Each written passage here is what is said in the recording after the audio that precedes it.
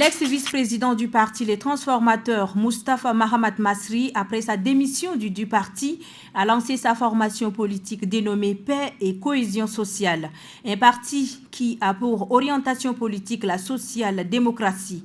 C'est après sa démission avec fracas du parti Les Transformateurs au lendemain des événements du 20 octobre qu'il a obtenu l'autorisation de fonctionnement de sa formation politique.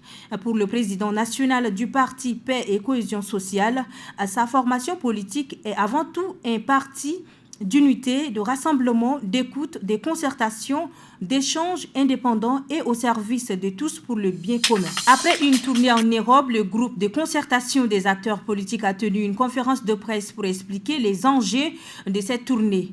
Selon le groupe qui compte 14 partis politiques, leur tournée avait pour objectif de porter la voix afin que le problème du Tchad soit inscrit dans l'agenda international.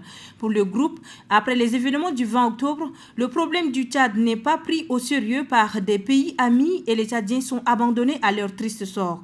Après avoir qualifié les partenaires du Tchad de complices de la situation que traverse le peuple tchadien, le groupe assure avoir échangé avec les partenaires sur les risques de gestion du pouvoir actuel, ses échecs et conséquences. Et aussi, le groupe n'a pas perdu de vue la situation des jeunes et la violation continuelle des droits de l'homme au Tchad.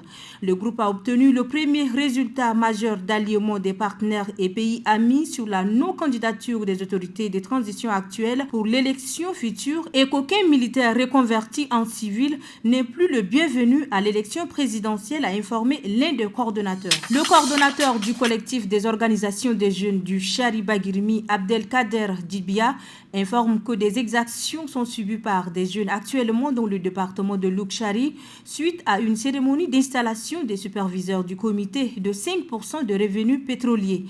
Selon lui, ce comité a été dissous par le président de transition lors de sa visite à Massenia le 17 mai 2023.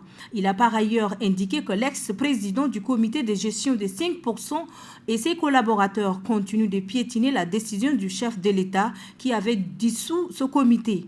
La jeunesse a manifesté pour contester l'installation illégale des superviseurs qui a occasionné des blessés et plusieurs arrestations parmi ces jeunes par les forces de l'ordre de Bousso. Le tournoi international des Scrabble, baptisé le tournoi des millionnaires, s'est déroulé du 3 au 8 juillet 2023 à Kribi, au Cameroun. Sur les 9 pays représentés, le Tchadien Alram Rilengar Maxime a hissé le tricolore tchadien au haut niveau en occupant la 2e place.